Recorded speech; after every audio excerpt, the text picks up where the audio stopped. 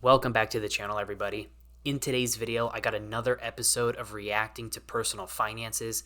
However, instead of reacting to the subreddit, I will be reacting to your guys' actual situations. First and foremost, I want to thank everyone who emailed me from the last video. I got a whole bunch of different emails, so obviously I won't be able to go through each and every single one of them in this video, but I do plan to make more videos like this and try to get through the majority of them. So let's waste no more time here. Let's get into the first situation. Now, if you guys have not seen one of these videos before, basically what I'm going to do is I'm going to put the email on the screen. I'm going to read through it, and then I'm going to give you guys my opinion or how I'm feeling about this situation financially. Now, this obviously is not financial advice, and I'm not a financial advisor. This is just my opinion on this financial situation. So let's go ahead. Let's get into the first one. And really quick too, I'm going to paraphrase these so I don't spend too much time reading them. So first one here is from Trent. Shout out to you, bro. You were the first one who sent in an email, so you get dibs on the first situation breakdown. Now, Trent is 28, almost 29 years old, and recently got divorced after a 10-year relationship. And basically, his ex was making around $80,000 a year. So as most divorces go, when you split, the financial situation becomes kind of messy.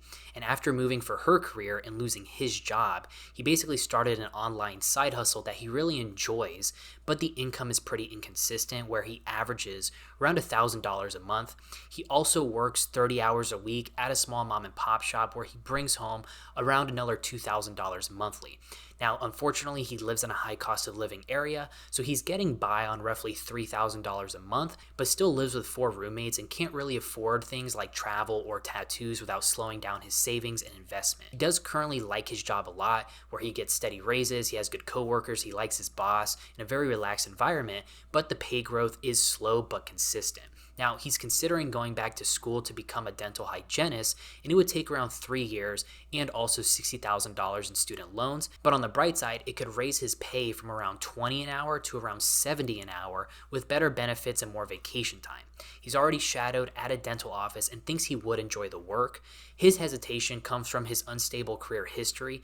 Basically, he graduated with a music degree during COVID, bounced between jobs in his early 20s, and is basically worried that he could lose interest in dental hygiene too, except with this time major student debt attached to it. So right now he has no debt, a net worth around $65,000, and invests around $6,000 a year. So basically he's torn between staying in a lower paying job that he genuinely enjoys or risking school and debt for much higher income and better long-term value.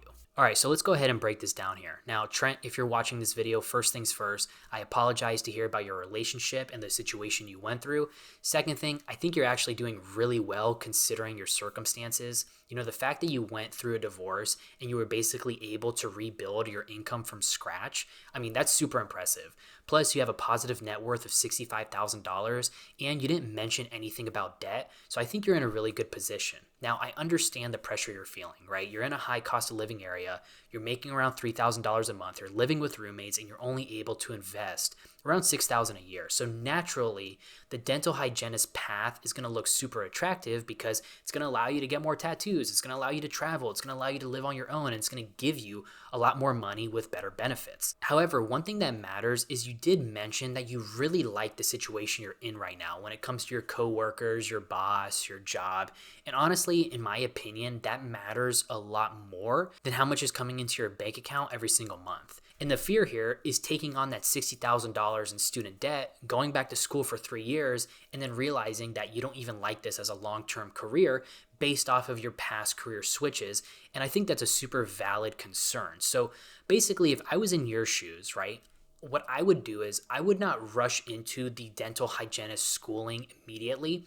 I would keep doing, honestly, exactly what you're doing now. I would volunteer, I would get a lot of exposure, ask questions, talk to people in the field, and really kind of pressure test the career before actually committing the time and money to it. Because while yes, 70 an hour sounds amazing, if you hate the work and you hate the life it's going to give you, I promise you the money's not going to make you happy.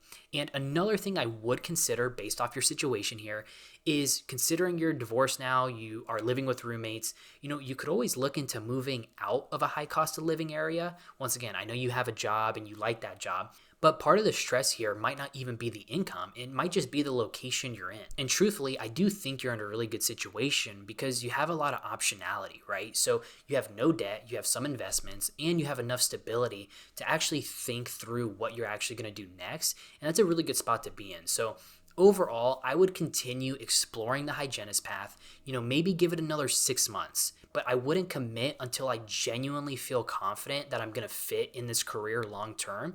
Because once you take on that $60,000 in student debt and 3 more years of school, you're really going to have no way out of it. So my opinion, the biggest takeaway is just because that career is going to make you more money, it doesn't automatically make your life better, and it might not give you the fulfillment you're looking for. While it might have a lot of financial payoff, once that financial payoff, the kind of high of it runs out, from there, you're going to be stuck in a career you really don't enjoy and have no fulfillment doing. So sometimes the smart financial move is actually to kind of slow down enough to make sure that you're kind of building and looking for the job that's going to not only give you the most fulfillment, but is also going to pay off financially instead of just, looking for that high paycheck in a career you're kind of uncertain of.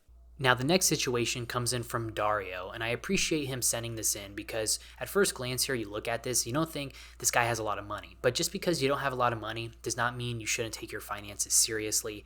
And basically, he's 19, he's studying, and currently has a net worth of $650, started investing in October of 2025, and right now the only form of income is the $100 that the father gives each month for personal expenses. Last month, he managed to reach a net worth of $1K, however, spent $400 on a trip. The strategy so far has been to keep 55% invested, 45% in savings. He initially invested into 2 index funds, but after tensions in Asia started escalating, he expected a major conflict and sold all the positions back to cash. After a few weeks, he realized he'd been holding cash for too long, wanted to get back into the market. At that point, Bitcoin has dropped significantly, so he decided to invest $300 into Bitcoin while prices were low. At the moment, situation's looking like $360 in cash, $300 invested into crypto, $100 monthly income. So what do you think the next move should be? Should he move back into index funds, invest most of the net worth, keep holding Bitcoin? I'd appreciate hearing your opinion and any advice you might have. All right, so to break this down here, once again, I really like that he's taking the time to think about investing and building wealth at 19 years old. That was further than I was at 19 years old because honestly, most people at that age are pretty much doing nothing about their finances. Now, the first thing I noticed with Dario here is making a very common beginner mistake. And basically, he reacted emotionally to headlines and he sold his index funds because there was a tough conflict with Asia and he thought that was going to crash the market, and then later bought Bitcoin after it dropped. That, in my opinion, is not really investing yet at that point. That's more so kind of reaction trading based off of fear, headlines, or any type of hype going on in the market. And honestly, look, I'm not saying this in a bad way. Every investor goes through this phase. I did it. I know a whole bunch of people did it. There's people with really high net worths that still do it. And you start watching the news too much. You start listening to things and you're trying to predict where the market's going to move and trying to time everything. But then eventually you realize that almost nobody consistently does that well long term, following this type of strategy. So Dario, if I was in your shoes, first things I'm going to do is I'm going to simplify everything, because right now, since you're dealing with a pretty small amount of money overall, which honestly, it's actually a good thing, this is the perfect time to kind of learn without making expensive mistakes. So me personally, I would move most of my focus back towards index funds. I know you mentioned the S&P 500, simple, consistent investing, whether it's total market funds, S&P, things like that. Because long term, that's probably going to build you a lot more wealth reliably than just kind of trying to trade headlines or, almost focusing too much on conflicts going on. Now, as far as the Bitcoin part, I actually probably would not panic sell it, especially since it's only $300 and you're already in profit. At 19, having a really small amount of money in crypto is honestly fine. And the important thing is just not to make it your strategy. So maybe leave that $300 there, but don't continue to invest in it. Kind of just let that sit there. And I definitely would not invest 100% of my net worth right now. You're only making 100 euros a month. So having cash on hand does matter. Even any small emergency or random expense, that can wipe you out if everything's invested, since pretty much most invested money isn't super liquid. So honestly, if I'm you, I'm probably going to set my money up something like this. I'm going to keep some cash for flexibility. I'm going to slowly rebuild consistent index fund investing. And then I'm going to keep the Bitcoin there as like a smaller, high risk position if you really believe in it long term. And most importantly, I'm going to stop listening to headlines and stop trying to predict the market or really care about world tensions that are going on. You're only 19. You have so much time to let these things pass over that it really doesn't matter too much. So the biggest takeaway for me here is good investing is always going to look boring. It's not going to be anything really fun to talk about. And the people who build a lot of wealth long term are normally the ones who are staying very consistent, while a lot of people are trading headlines, trading hype, trading news, whatever it might be, and reacting emotionally. So stay on your path. You're doing the right thing. Keep doing it. Just simplify everything and just think that you have such a long time to actually get your money growing for you. All right, so the next situation does not have a name attached to it, but basically he's 22 years old. He's graduating college this week, trying to figure out several financial decisions at once. He starts a new sales job immediately after graduation that pays him around $400 to $800 a week during training, then potentially $800 to $1,200 weekly once commission kicks in.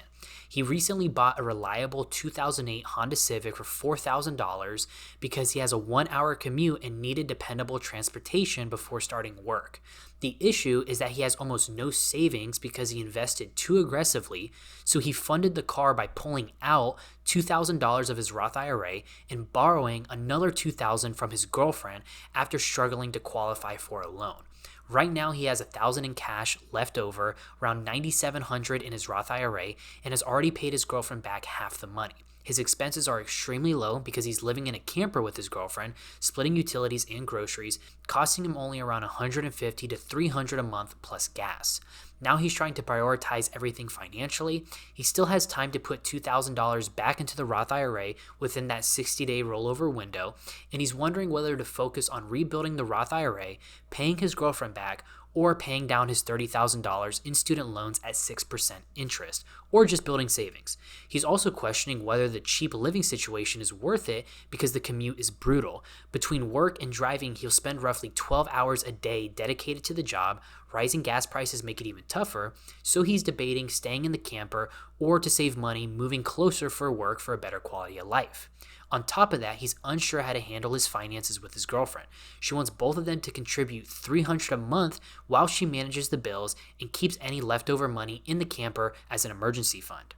But he's uncomfortable handing over money without more transparency or shared control. Overall, he knows pulling the money from his Roth IRA was not ideal, but he felt it was necessary to secure reliable transportation and start his career. All right, so let's go ahead and break this down here because there's a lot to unpack. Now, first things first, the car situation.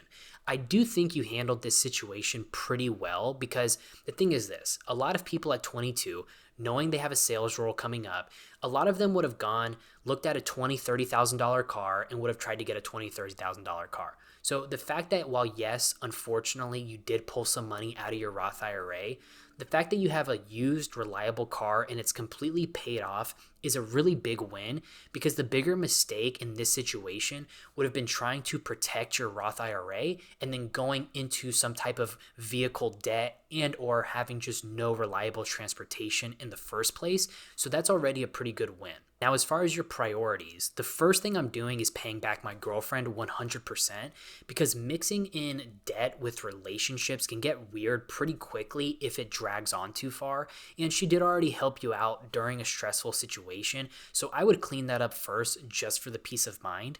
After that, I would really look into trying to get that $2,000 back into the Roth IRA before the 60-day window closes, because once that contribution space is gone, you don't really get it back. And the money that you're making from the training can help you do this, because with your current living expenses being that low, I think you can realistically pay back your girlfriend pretty quick and then roll your training money back into your Roth IRA while still being in a pretty good financial situation. Now, as far as the student loans go, having a $30,000 student loan at 6% interest, in my opinion, is not really an emergency right now. So I would continue making minimum payments on that for the most part and focus on stabilizing your income for the short term, because obviously all your future plans are only really going to work out if this sales role actually becomes consistent.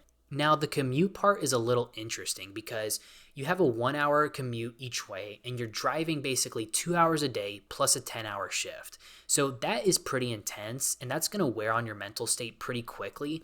However, the fact that you're only living for $150 to $300 a month being in a camper is really good being at 22 years old. Now that kind of setup can really help you in your long-term kind of financial outlook.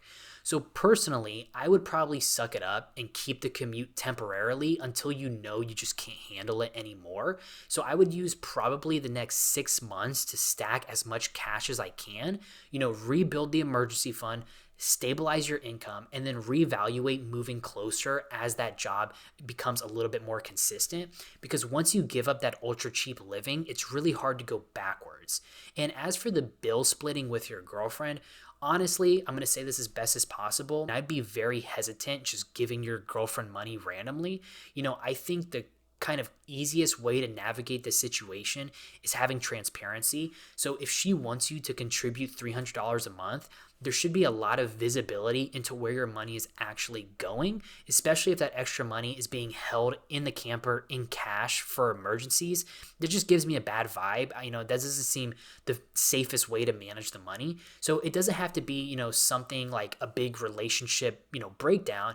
It can just literally be like, okay, how are just meeting every week or every day, whatever it might be, whenever she wants you to give this money, and just making sure it's going to the right places. So overall, you're in a pretty solid position. You got cheap living, you got a reliable car, you got new income on the horizon with this new job. You're already investing at 22. You're already ahead of a lot of people your age. I just think the biggest takeaway here is to be as smart as possible with this new income and really focus on kind of building a safety net with your finances as this new money starts to roll in. It's probably going to be the best route to not only protect yourself in the short term, but then using that emergency fund you're building, savings fund you're building to actually get that money rolling, invested back into your Roth IRA, and then as your future permits, potentially move closer to work so you don't have to deal with that long commute. All right, so that is going to wrap up this episode of reacting to your guys' finances.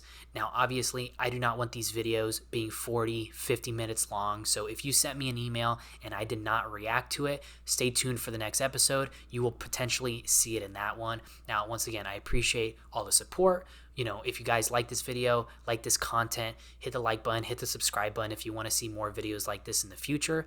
Other than that, thank you guys for watching, and I'll catch you guys in the next one. See ya.